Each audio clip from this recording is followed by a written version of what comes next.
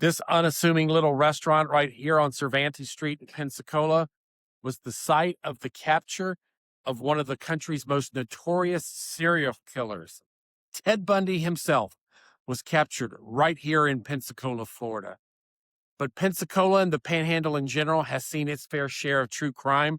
We're going to be discussing that case and others today on the Florida Report.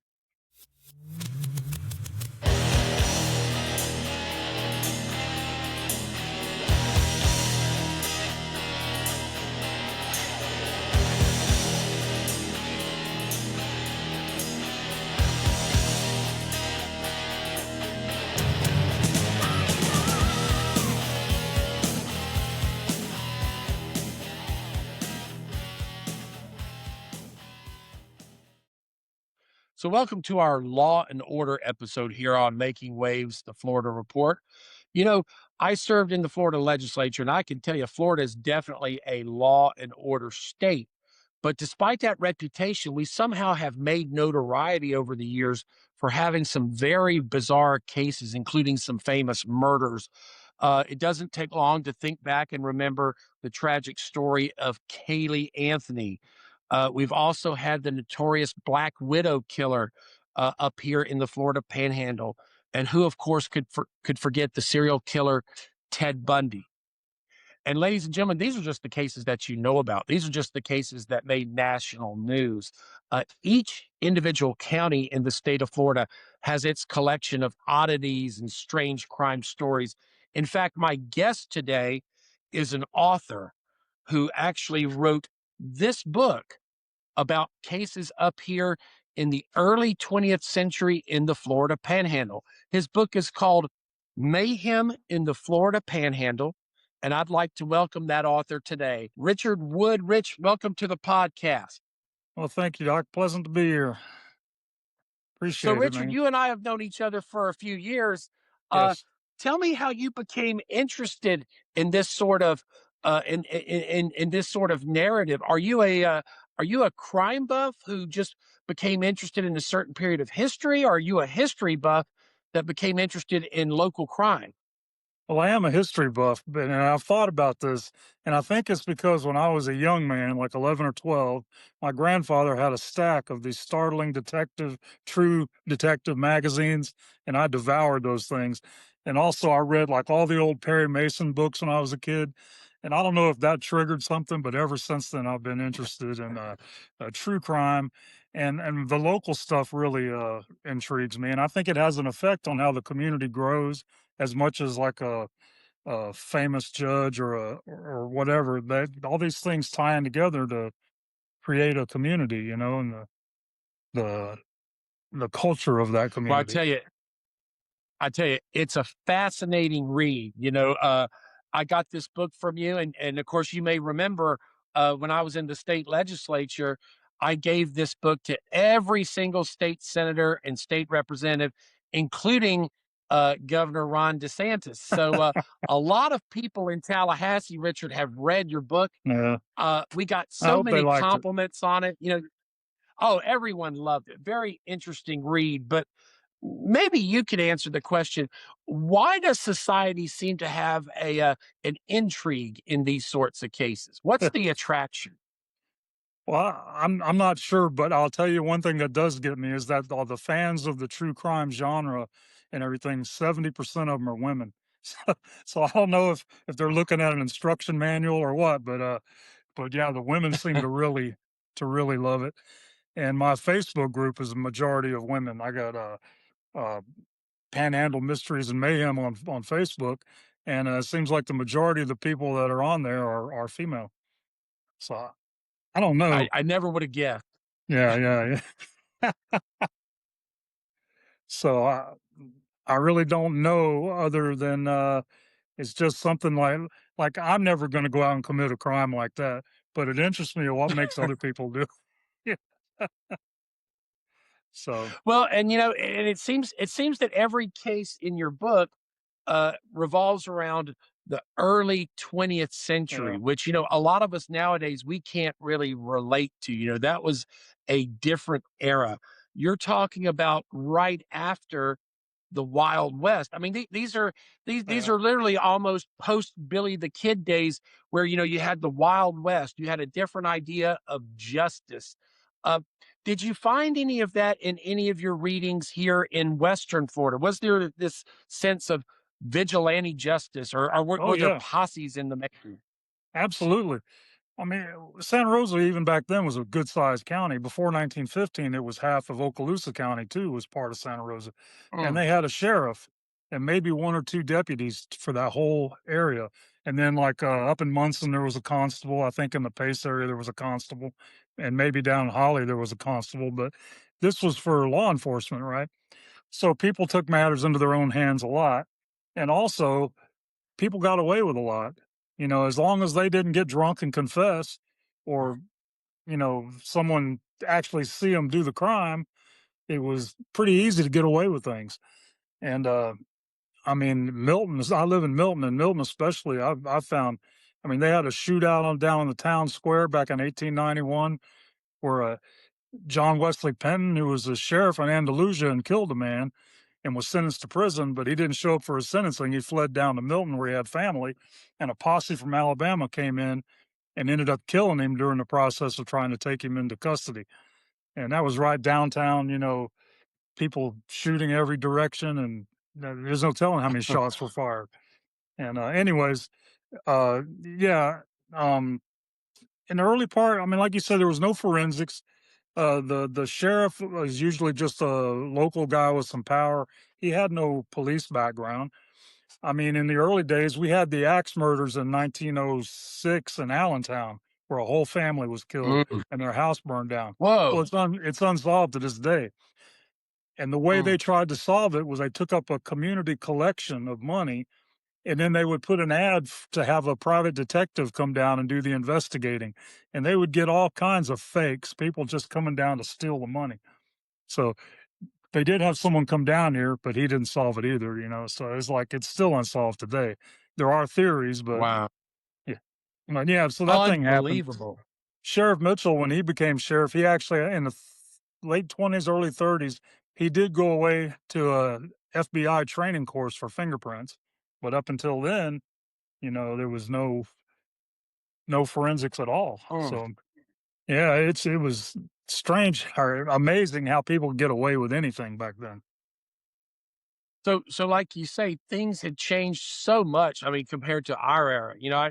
I think for me, the case that really kind of exemplified that would be the O.J. Simpson case in the 1990s, where, you have the advent of DNA. You can pin someone to a location, to a weapon, to a crime. Yeah. You're talking about microfibers, you're talking about blood samples. How on earth did they do things back in the early 1900s? Was it just bullet casings and confessions? I mean, what did they have to go on? Yeah, eyewitness accounts, and there had to be a untold number of innocent people that got locked up for a while before they were cleared. But starting in 2018 is the genetic genealogy, where they got the Golden State Killer by checking his genetics and running it through Othram Labs, or there's some other ones, and they do family tree workups until they find a Wow. distant cousin of the murderer's DNA, and then through elimination, and they end up connecting down to the real person. And there's been Wow.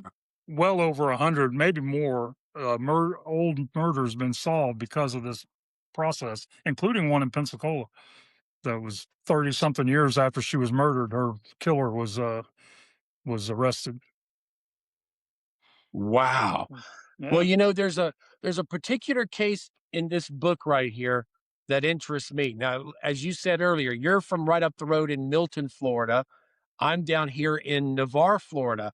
Yeah. And can you imagine my surprise when I see there's a chapter about the founder of Navarre, the Wyman family. The people who are familiar Yes. with the founding of Navarre, it was the military family, the Wyman family, who are essentially the first ones here. And there's a whole chapter on how Lieutenant Wyman's mother and father were murdered. Could you tell us about that real quick? Yeah. Before Navarre, it was known as Harris, that area. And between 1905 and 1910, Guy Wyman and his father, they surveyed that whole area. and they purchased 200 acres down by it's called Lower Pritchard Point. It's on the sound Yep, side of Navarre, and they that's built a right. house and a dock and all this. Well, on June 17th, 1915, neighbors noticed that the hens hadn't been fed. There was cargo sitting on their dock they hadn't picked up, freight, and so they Mhm. went and checked, and they found them both dead in the house from gunshots. So there was investigation. Sheriff Harvell came down from Milton, and they brought a doctor and undertaker, and they examined the bodies. And eventually, through loose lips, there was three brothers of the last name of Roberts, and a guy named Elder Mitchell and John Barbary, and they were all arrested for the murders. And Mhm. one funny thing is Pensacola photographer Cottrell, I forget his first name, they had him come over to the house and take crime scene photos. Of course, it was after the bodies were removed. It was like 2 weeks later, but they were getting ready for the trials. And I have looked and I've asked to see if those pictures existed, and I haven't been able to find them. But I would love to see them. But they Mm, had the trials in Milton for them, and of course they were all found guilty. There were two separate. There was a trial for Emily Wyman, the wife, mother of Guy, and a separate trial for her husband. They actually broke it up, so the defendants were all found guilty. But one of them, Elder Mitchell, he got kind of testified for the prosecution. So he was actually found guilty of 2 counts of second degree murder and sentenced to life. mm, The Roberts brothers were all sentenced to death. And this is another funny thing about Florida back then. They were sentenced to death, and the jury was out 30 minutes. They were sentenced to death. There was no recommendation for mercy, which usually meant death penalty was a sure thing. But later, 8 of the jurors wrote to the state parole board and asked for them to be commuted to life. hmm, So they were. hmm. But here's the funny Wow. thing: they were commuted in 1916. By 1924, they were all paroled. So on a double murder, home invasion murder of an elderly couple, who these three dudes who were obviously guilty, the brothers, they only served like 8 years in prison for it, For and murder. the other two were actually there for like 4 more years. So then they were paroled. Mm, And what's funny is one of the wow. Roberts brothers had an appendectomy while he was in prison, and the prison doctor left forceps inside of him. So a few years later, he's having all these pains and pains. He goes to the doctor and they find the forceps. He sues the state of Florida and gets $5,000 for his pain and suffering. A murderer. Wow. So, anyways, so later, apparently, Guy Wyman was living in the same house in 1932, I think, and the woman Navarre who had named Navarre, her name was Noelle. She was a war bride. Guy Wyman had been married about 4 or 5 times, but she was a war bride and he had divorced her and gotten remarried. Well, he was living in the same house where his parents were killed, and Noelle shows up on the porch carrying a weapon. He shoots her and kills her, and then Oh my God. he's acquitted for justifiable So how homicide, many self murders in defense. that one house? That's three murders.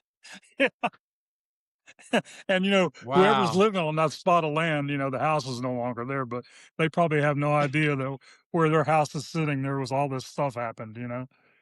But that's one reason why. It's funny. It's funny that you say that, because I'm wearing this shirt.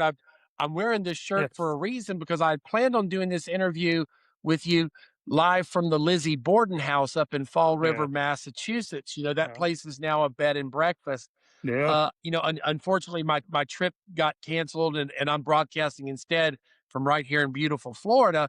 But in Florida, we've had our own uh, kind of national stories, comparable to a Lizzie Borden. In Yeah. Florida, we had up here in the Panhandle, we had a woman known as the Black Widow Killer. I don't know if you've been able to Yeah. do any research on her. I think at one time she was a hairdresser in Milton. I think it was in Gulf Breeze. But Judy Wow. Buenoano, which her name was Goodyear. Buenoano is supposed to be the Spanish version, but I always call her Judy Goodyear. But yeah, she killed, Right. I forget how many. I know she killed a husband, blew up a car bomb for a fiance or a husband. She killed her own son. First, he was paralyzed because she poisoned him and made him, and he was in the Air Force at the time. She poisoned him, and somehow he ended up paraplegic. So she put him in a wheelchair and took him out on a boat up in the East River by Holly, dumped him out of the boat, and let him drown.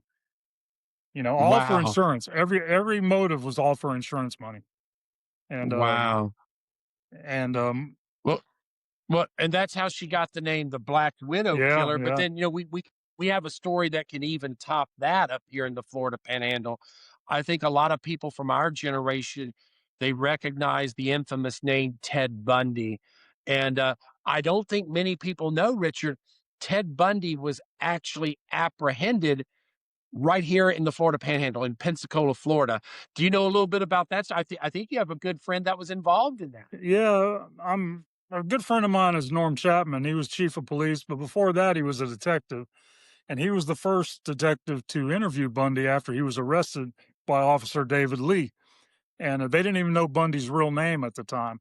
Now, Bundy and Norm established a rapport between them, and he told me that when Bundy was eventually sent to Tallahassee and everybody knew who he was, that he wouldn't talk to anybody unless Norm came to Tallahassee to like liaison. So I don't know how long that lasted, but Norm had to go actually work with the cops over there to interrogate him. Now, Norm told me that Bundy told him that he had already passed through Pensacola headed to Mobile, and he got that urge that serial killers get. Something triggered the need to find a victim, and he turned around and went back to Pensacola. And it was late at night, and he was cruising, looking for a potential witness. And Officer David Lee, who was on his patrol, he saw him. I think he was in the parking lot of a restaurant, and he was looking in windows and stuff. Anyway, he tried to pull him over, and Bundy took off in his Volkswagen Bug, and eventually he was caught. They had a fight over. I mean, they actually had a on the ground rolling around fighting each other until David Lee got Mm. the upper hand, and they arrested him. And of course, Bundy had already escaped a couple of times from other jails around the country. He had been arrested at least 2 times previous, and he kept escaping. Mm. So so they kept him locked down pretty good. And eventually it played out the way it did, and he was executed, which is a good thing, I think. Uh, If I remember right, Richard, I think the whole tip off or whatever there in Pensacola, I think he was pulling into like a restaurant parking lot or something. But it yeah, was only problem was it was 1 in the morning, and people thought yeah, it was. that's kind of funny. Pensacola rolls up about 8 o'clock at night. Who's this guy Yeah, at 1 8? So I don't even think they knew who they had, right? yeah. No, they didn't at the time. A funny story. The singer from Blondie, Debbie Harry. She said, and she was in New Yeah. York City, and a guy fitting Bundy's description in a Volkswagen Bug tried to give her a ride one night, and she turned him down. And they think that she could have actually, before she was famous, could have been a victim of Bundy if she had gotten in the car with him. I was amazed when Oh I my read that. god. And supposedly it's Oh my verified that he god. was in the area at the time. So Well, well, let me ask you this because obviously nowadays, you get the politics involved. I mean, we have sheriffs that, in my opinion, are somewhat famous, right? Everyone knows Grady Judd down in yeah. Central Florida. Up here, we have the sheriff that we're proud of, Sheriff Bob Johnson, who's a Mhm. law and order guy up here in Yes. Santa Rosa County. What was it like to be sheriff back in those days? Because you mentioned a guy earlier, Sheriff Mitchell. His Yeah. name comes up time and time again in this book, and I'm like, Yeah. man, that sounded like a thankless job. It sounded like he had his hands full up here. Well, I'll tell you, I think when he was elected, he was only 21, and he had been a deputy before that. So he was the youngest person elected sheriff, I think still to this day in the state of Florida.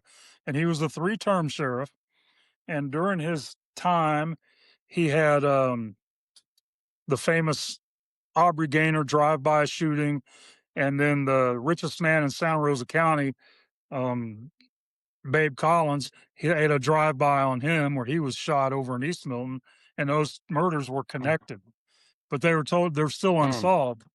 And I'll tell you, Sheriff Mitchell, as far as I've been able to find, he had one deputy, or he had a chief. His chief deputy was Wade Cobb, who in 1960 he was elected sheriff.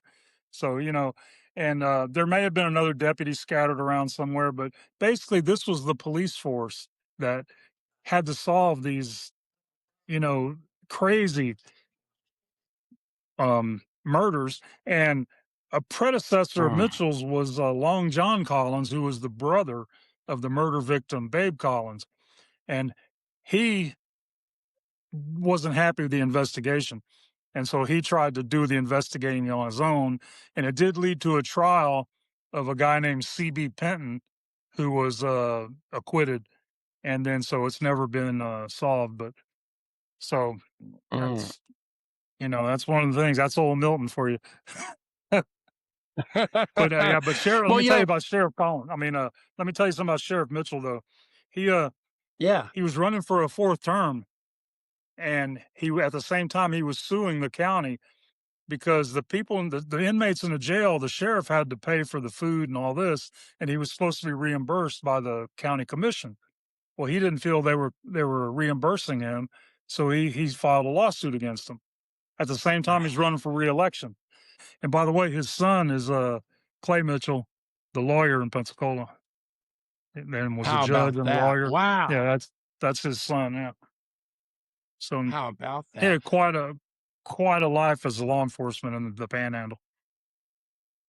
Well, and looking through your book and reading the excerpts in here, it sounds like he had his hands full. And, You know, for the most part, it seems that back in the day, it seems that a lot of these crimes basically are similar to crimes today. It sounds like the main motive back then was always money.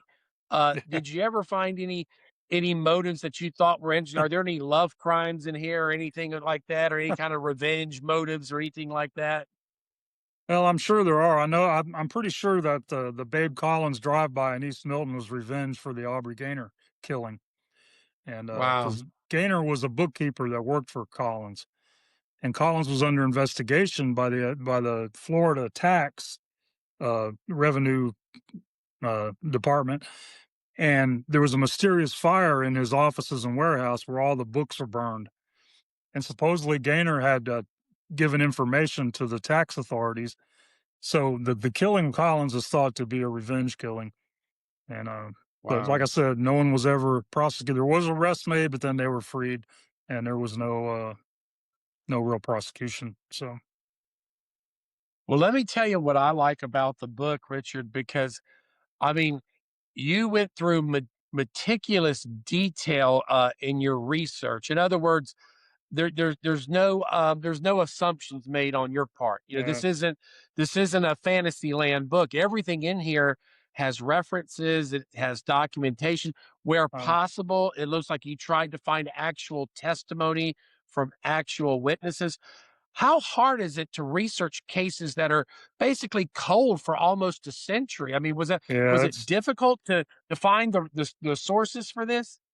it's there's no living witnesses. You can listen to people that may have been handed down stories, but you don't know how accurate they Mm, are. And mm. so I found some old Milton Gazettes, and I've looked through the contemporary newspapers, and the newspaper.com has a lot of stuff. But also I use like ancestry.com looking at family connections, and Oh, wow. yeah, and basic Google searches on some of the cases that aren't too old. And there's quite a bit can be found out, but I try not to sensationalize anything because Right. I just want this is what happened. This is a possible cause, or but some of these, like the axe murderers in 1906. There's no way there's a good theory about a serial killer that rode a train across country because that murder happened over and over and over and over again. There's a book called "The Man from the Wow. Train" that's all about it. Yeah, and Mm, goodness. so they think back, of course, in 1898 to 1912, when that was going on, they didn't know anything about a serial killer. They had no idea. That Yeah, term didn't even exactly. exist back then. So Mm. it's amazing anything ever got solved. Tell you the truth, you know. That's the impression I got from reading the book. Yeah, It's like, wow, how they did what they did on very few resources, and like you said, uh, very few officers. And And And, like I said, even if they just a were tremendous sure green. What's even that if they now? were sure even if they were sure that somebody committed a crime, a lot of times the vigilantes took over and they didn't even wait for a trial. You know, both white and black people had to be moved usually out of Santa Rosa County to somewhere else Yeah, to try to hide yeah. them until the trial could happen. Sometimes it didn't work, but I think during that whole Aubrey Gaynor Collins thing, the one of the suspects, he got moved to Pensacola to Escambia County Jail because they were trying to keep people from, getting to him. So, you Right. know, Well, and that's what I mentioned earlier when I asked about vigilante justice, because I yeah, don't think people realize, they look at it in terms of the 21st century and how, hey, you've got your defense attorney and you've got your posh jail cell. It wasn't like that back then. no, Again, the era was very much the same era that you read about Tombstone, Arizona, that you read about Billy the Kid in New yeah, Mexico. oh yeah, It's that same generation. It's that same era where justice was meted out in a different manner back then. Funny thing is, Richard, I'm a huge fan of the Young Gun movies, and there's literally a scene. Now, again, I know it's Hollywood, but there's a scene where they arrested some of Billy the Kid's gang, right?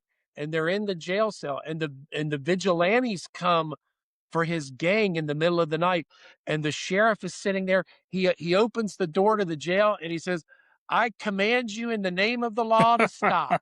And he yeah, doesn't lift a finger to yeah, stop them. And so vigilante justice was a very real yeah, thing. In fact, that's one of the topics. We're gonna transition for just a little bit. you know, we're going to transition to some more serious things because there's a couple questions I want to ask you that show kind of the dark side of the law, if you will.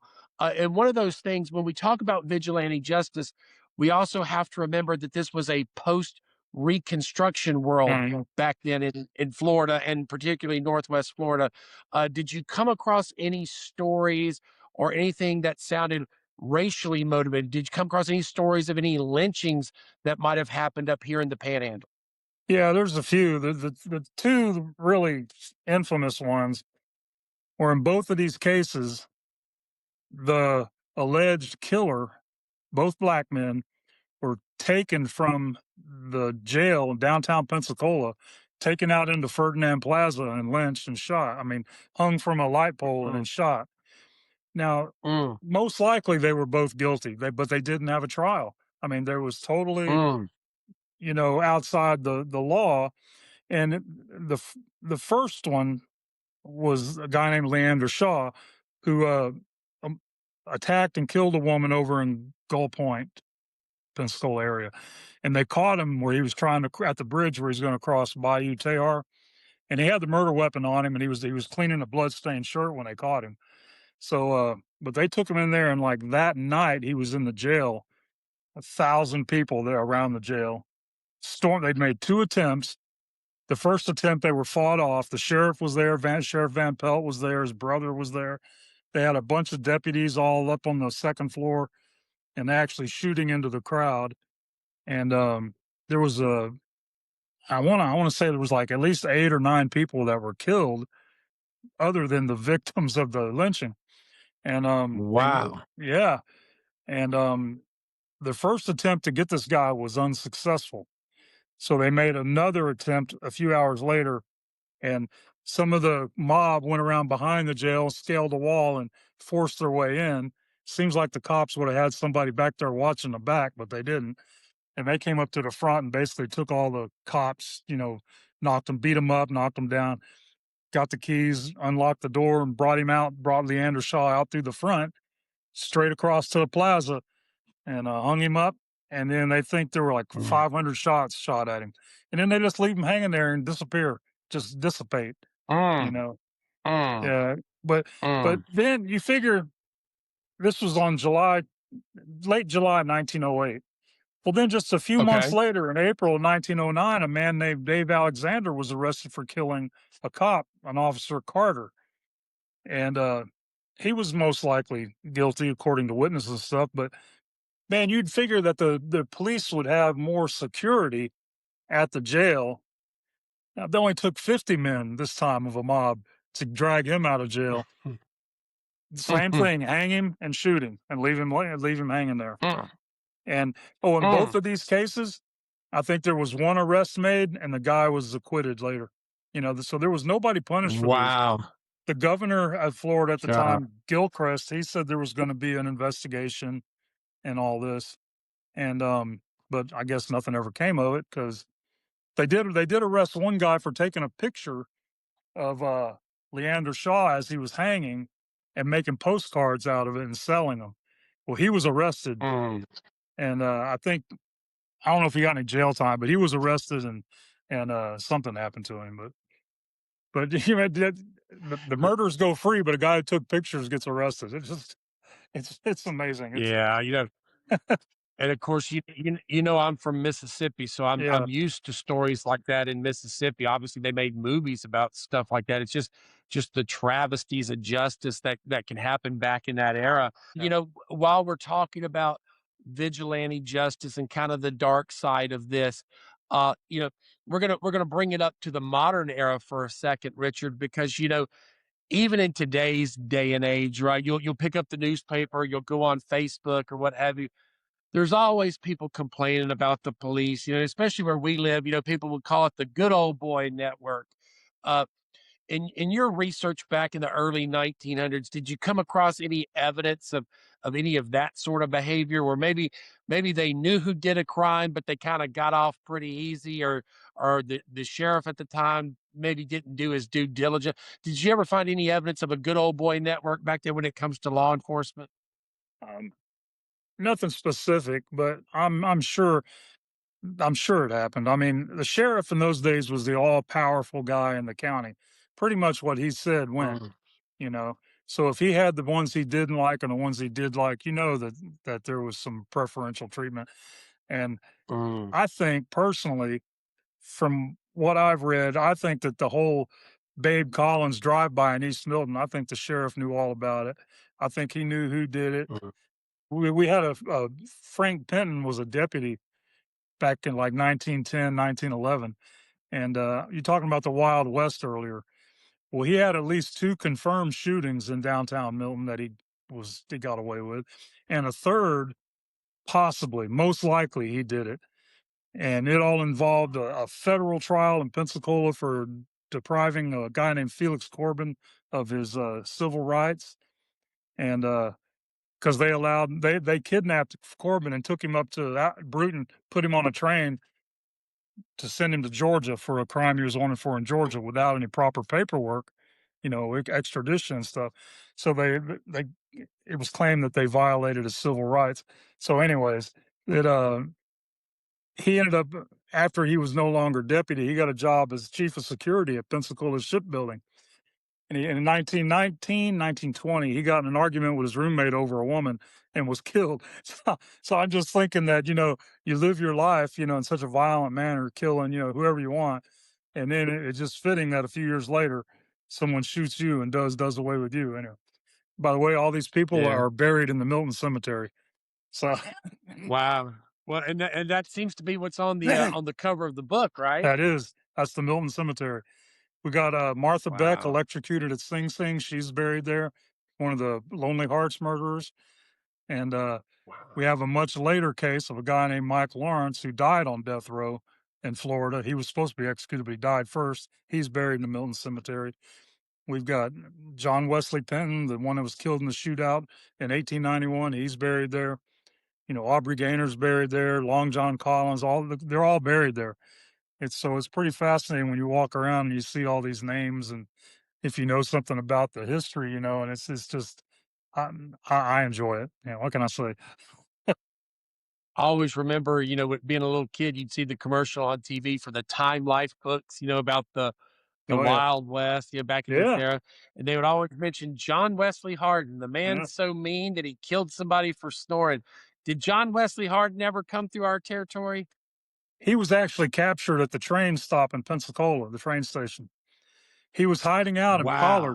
Pollard, Alabama. That area was where his wife was from, and he had been under an assumed name hiding out up there racing horses. There was a horse track up by Mount Carmel north of Jay. There was a racetrack for horses.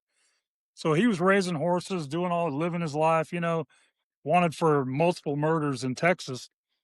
And but meanwhile, the Pinkertons and other people were looking for him, and they had him narrowed down to this area. So they caught him and some buddies getting on the train in Pensacola and arrested him. One of his buddies was killed in a shootout. So he was taken back Huh. to prison, and he was put in prison. He ended up doing 20 years, I think, and he got a law degree while he was in prison. Got out of prison and went to El Paso and was killed by Sheriff John Selman. So, you know, but yeah, right here in Pensacola, Jeez. caught Ted Bundy and caught John Wesley Harden. All right, so I've got a question here from the audience. All right, my wife Sophie, she actually asked this question yesterday, but she's asking it again. Okay. Should we be should we be concerned that all these fugitives seem to be in Florida, or should we be honored by the fact that Florida seems to be the state that captures them? Which is it? Well, you think of this, Bundy started in the Northwest, in the liberal part of the country. And it's like the more murders he committed, he was working his way down to Florida, where if he got caught, he was going to be put in the chair. So you wonder if they have some kind of self destructive or something going on in their mind. It's like, not like the stop me before I do it again, but it's like just, I don't know if it's a challenge to them or what. But it's funny how they end up down here, a lot of them, and then they're, That's exactly what I think. I think it's a game to them. They want to see how far yeah, they can push what they can get away with, and they end up. And like I said, Florida's always been a law and order state. I mean, I was yeah. proud of being that way when I was in the state house, but I didn't invent that. Florida's always been tough on Yeah, crime. yeah, So, to me, I think, like you say, is it a death wish? Is it a let me see if I can beat the best of the best? I'm not sure what it is, but I'll tell you another story, Richard, just for perspective. I'm actually coming to you today from Walton County. Now, uh-huh, just behind this house here, there's a big state forest. It's the Point Washington State Forest. Richard, about every month there are fugitives from other states, Georgia, Louisiana, whatever. They're usually involved in high-speed chases right around here in South Walton yeah, County. If they ever ditch the car and run into Point Washington State Forest, the authorities just leave them in there because they say, look, after 2 days, a bear will get them, the gators will get them, the heat will get them. They will come out surrendering after 2 days yeah, because it's so brutal in there. So what do you think of that? yeah. Oh, I believe it. I believe it. Yeah. In 1931, we had some fugitives running from Jacksonville across the state. They got to Milton, and a posse who had been chasing them from Washington County, along with a bunch of guys from Milton, they cornered them down in the swamp down in Mulat, the swamp down Uh-huh. there. And they came out of the swamp with their hands raised. Don't shoot. Yeah. I mean, I I guess the would. mosquitoes probably more than anything. Mosquitoes got them, I guess. But Oh they my went to prison goodness. for a little while, but man, you know how it was. They got out. Oh yeah. Well, listen, before I let you go, there's a couple modern day questions. I'd be remiss if I didn't ask you. Want to get your opinion on a couple things. Again, when I was in the Florida legislature here recently, I think it was in 2023, we actually changed the statute in the state of Florida. It is now easier to convict someone of the death penalty. Before, Richard, it had to be a unanimous verdict. Otherwise, they'd get life in prison by default. Now you only need an 8-4 vote Yeah. to basically take someone's life away from them. Now, as a Catholic, I had a big problem with that. I believe in the death penalty. Uh, 8-4 were kind of numbers that I thought, oh, that can kind of be fudged a little bit. I would have maybe liked to have seen a 9-3 or maybe a 10-2 vote. What are your thoughts as a true crime Mm. author? Any thoughts on what we did to change the death? Were you for or against, or any perspective on that? Yeah, it's hard to say. I think Florida and Alabama are the only two states that don't require unanimous, you know. That's But right. and not only that, this is interesting. The electric chair and lethal injection were available, but along with that same law, they okayed the firing squad, hanging, or using nitrogen gas. I guess they give That's right. the convict a choice, But then in the law is written that if lethal injection is not available because of the drugs, the state can choose a different one, you know? So Yeah. it's like, Yeah. but Yeah. If there's a shortage, we'll move into this line. you know, uh, I've always been pro death penalty. You know, although I don't believe it's a deterrent. I don't think it's ever been a deterrent because most of the killers think they're not going to get arrested. You know, they think they're too smart. They're going to get away with it. yeah. It's okay with me if it's punishment, if they execute the right person, or if that person's actually guilty. Because there have been a lot of exonerations in all the states that have 30 something states, I think, have had exonerations from death row. So you feel bad, Wow. or people that are just in prison for 20 or 30 years and then DNA clears them. So Mm. I wish there's some kind of system where I know you got to treat everybody the same, but you know, like a Ted Bundy or a serial killer, you know, there's There you nothing go. redeeming about them. But I guess you have to treat them the same way as you would John Q. Public, who gets in a fight and maybe kills somebody for revenge or whatever reason, if he really did it. You know, I don't know if you can look at them through the same lens. I really don't know. I'm not an expert on it, but just even one person sitting on prison for 30 years or on death row, and you know, they need to try to do something to figure that out because that's not right. No, Yeah, yeah, I'm with you there. I had similar concerns. I ended up voting in favor of the bill, yeah, but again, 8-4. That's a very narrow margin. yeah. I don't know. I'd hate to think that you could fudge some stuff and come up with 8 votes. 9-3 would have sat better with me. Maybe even 10-2. Uh, even though I'm Catholic, I'm very much pro death penalty for the same reasons you said. I don't believe it's necessarily a deterrent, but Yeah, I'm trying to protect the people out there who are not already victims, right? Like you say, yeah, when you have a Ted Bundy, when you have someone who's obviously a threat to society, uh, what good is it to just feed them for the rest of their life, or, or, yeah, or run the risk of them getting parole? And and we're actually going to talk about that next. That's the other question I had for you, Richard, is that one of the projects I was working on when I was in the legislature, I was amazed at this idea of being being innocent because of insanity. The insanity defense that's used by people, or people say, well, they didn't know what they were doing. That person, he's not really a criminal because he's not competent. And so I wanted to talk to you here. This will be our last question. I wanted to talk to you about what it means to be criminally insane. So again, that was a highlight of mine. That was something I tried to work on when I was a state yeah, legislator. I took these two different tours of the state mental hospital in Chattahoochee to try and figure out what are our current resources. Richard, you might be surprised to learn that everybody at Chattahoochee, right, and pretty much everybody is there for criminal reasons. They're mm, awaiting trial. They are trying to determine if the bulk of these people are competent to stand trial. Now, what does that mean? Well, I bet if you were to ask most people, they would assume that if a person kills somebody, but they're insane, I bet most lay people would just assume that person's going to end up in Chattahoochee for the rest of their yeah, existence. And Richard, that's not true.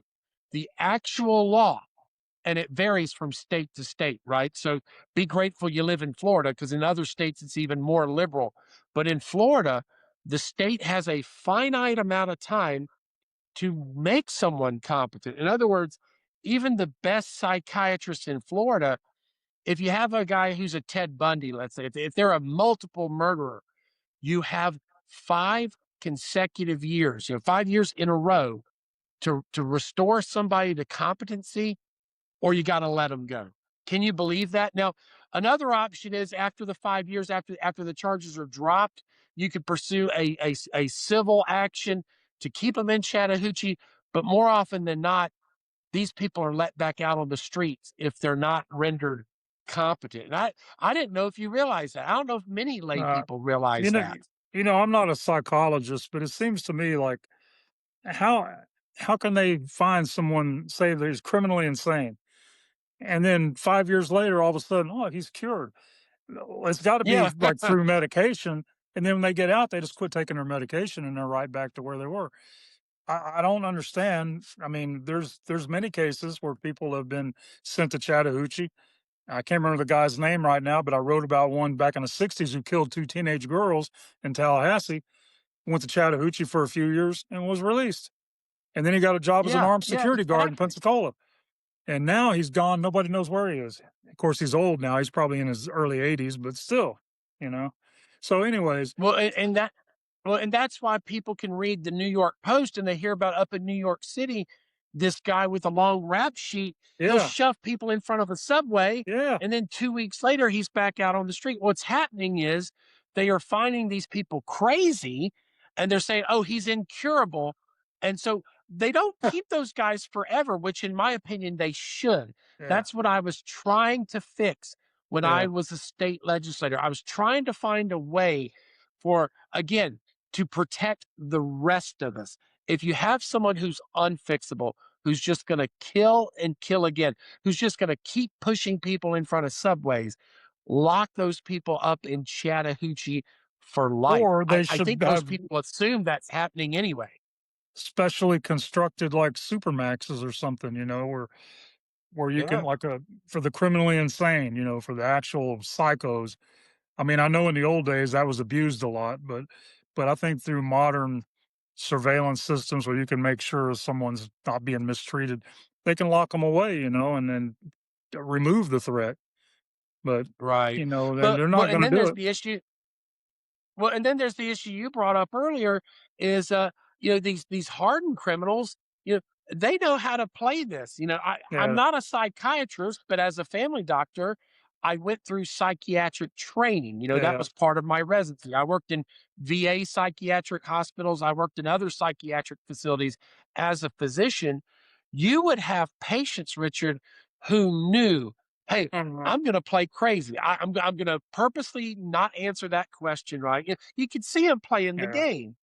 And then at the same time, as you mentioned, when it's time to be released, they also knew the right answers to the yeah. Oh questions. yeah, They knew the if you've been asked the same question for 5 years, eventually you're going to learn the key. You're going to learn the right answer. So yeah, I think we need to come up with a better system of treating the criminally insane, because I think most people assume once a person's a threat to society, they're taken off the streets. Not permanently, ladies and gentlemen, not at all, not by any stretch. yeah. I But, think Richard, that young lady that was stabbed in Charlotte on that bus. I think the guy had a long record that killed her. Right there. The one from I forget where she was from, but she was minding her own business, and the guy stood up behind her and started stabbing her.